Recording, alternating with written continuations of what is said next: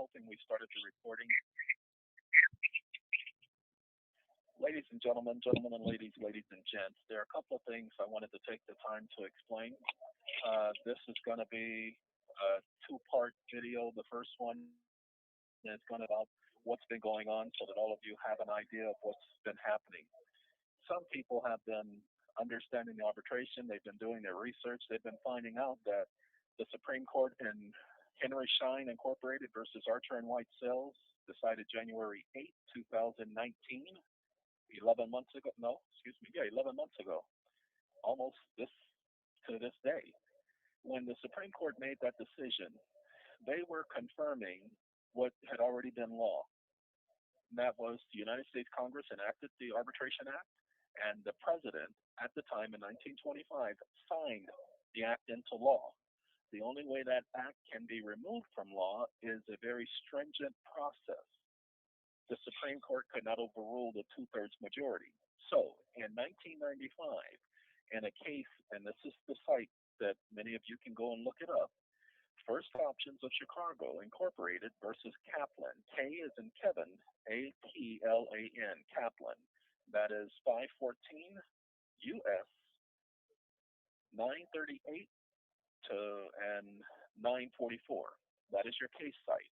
If you look that up, you will see that the Supreme Court said that all questions of arbitrability, in other words, if the court wants to contest, if anybody wants to bring up any questions about the arbitrator, the arbitration association, they do not have the right. There are only three exceptions for which an award may not be granted.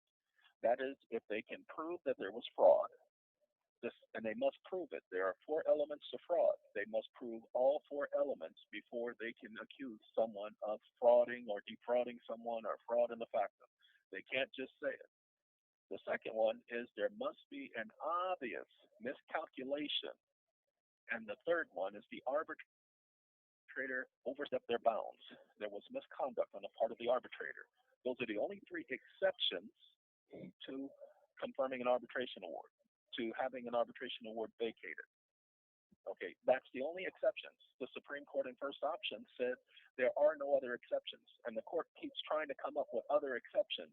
So all you have to do is appeal and say the court was without jurisdiction, that the court could not hold a second arbitration hearing. There's only one arbitration hearing allowed, and that is authorized under contract. The FAA does not authorize the arbitration hearing. It is the contract that gives the arbitrator the power, and it is the contract that authorizes the arbitration hearing. Some people have been having their arbitration awards vacated because the courts wants to hold hearings and they want you to prove this and prove that. You don't have to prove anything. The onus by law is on the party asking and requesting the motion to vacate, and they must provide all the proof, and that's not what's been happening. Okay, let's talk about the other issue. Several people have been getting their awards confirmed. What you must do once you get your award confirmed is you must go into the court and get a writ of possession. You must file a writ of possession. The rules for a writ of possession is real simple. You must notify the party. They have 5 days to respond.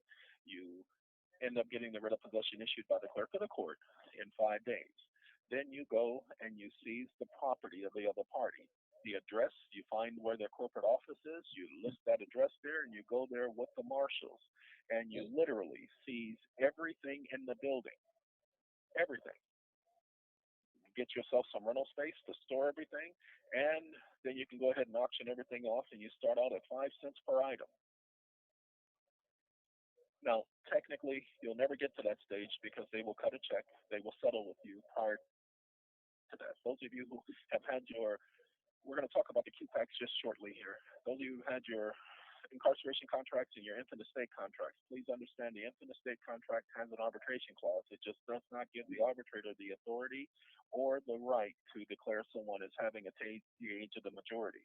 The Q-Pack is the contract, and I'm sorry that we didn't include that in the infant estate contract when we first did it, but the Q-Pack is the one that actually includes a bond, a trust, and it includes the arbitrator being given the right by the government to issue a age of the majority certificate to a party declaring that they have attained the age of the majority. Okay, and when the arbitration award is confirmed, that allows the party to gain control of their securities. We apologize. We've had some run-ins, and this video is designed to help you guys understand what we've been going through. Systematically, the government has been going and blocking all of our bank accounts. If we set up a PayPal account or another merchant account online so that you can process a payment for the arbitration hearings or to acquire the QPAC, they have been getting those accounts shut down, which has led to there being delays in processing. And when I took this sabbatical to go ahead and work on helping people who are inside facilities like this, there was nobody there to answer the emails. We had a gentleman who was supposed to answer the emails, and apparently he decided to do a Benedict Arnold on us. He specifically did not handle any of the paperwork, did not process anything, did not even process. This call and your telephone number will be monitored and recorded. He did not even process the taxes, which he was uh, slated to do. Caused a lot of problems. He's no longer with the organization, and we've had to get rid of three more people. We had one other person who was there to help me with some legal processing of legal paperwork. We had the $7.4 billion account that we were trying to secure the funds for. All that individual had to do was file the appeal. I paid out of my own pocket the $505 for the appeal to be filed. He took the money, never filed the appeal, and we ended up having that case dismissed. Didn't find out about it until too late, so I was getting ready to go back into that court and refile the appeal after doing a motion for reconsideration. This is letting you guys know that for some reason we have individuals who were within the organization who are actually trying to sabotage our efforts, whether they were under contract or contacted by the so-called powers that be to do these things. I can't tell you, but we do know that they're actively trying to find out who's the parent company, who started the company, who's running the company. They're actively trying to find out this information so that they can go after individuals. We're not going to allow that to happen. All of you who have arbitrations, please understand that SAA is not conducting your arbitration. The arbitrator is an independent contractor. It says it actually in your arbitration award. They are contracted with SAA to handle your arbitration. They are a neutral. They have nothing to do with your arbitration. There is no collusion. There is no fraud. And we did that because we didn't want anybody making these claims. This is what some idiots have done. So that all of you understand, go and get your arbitration awards confirmed. Oh, by the way, there was one thing that I did not mention to any of you. If you haven't had your This call and your telephone number will be monitored and recorded. If you haven't had your arbitration done, you need to get the arbitration done as soon as possible. If Congress changes the law by the FAIR Act, FAIR Act, if they change the law by the FAIR Act, they can suggest how arbitrations are done in the future. They can change how arbitrations are done, how arbitrations are processed. If they do that, then you are not grandfathered in, okay? Because the contract does not stipulate that according to SA policy as they stand today, because if Congress changed the law, we will have to then change our policies to conform with the law. So it is suggested that you get your arbitrations done ASAP. No matter what they do with the law, we will always adapt to that and always proceed accordingly. All right, just wanted to make sure we got that information out. Give me 1 second. Okay. Uh, I, everyone, I have to go. There's a quote unquote lieutenant who wants to speak to me, so I have to go take care of that. So hopefully this information will be beneficial. Those of you who are a part of DOA, please understand DOA has been processed. We're going to go after the confirmation, but because the amount is $978 billion, and we have more than 5 different parties of the $978 billion, you all need to understand that we can't just go into court and get that confirmed. We are waiting till we can acquire the funds with the filing of our taxes so that we can hire the law firm to go at that arbitration award. And we have a, a method for doing that.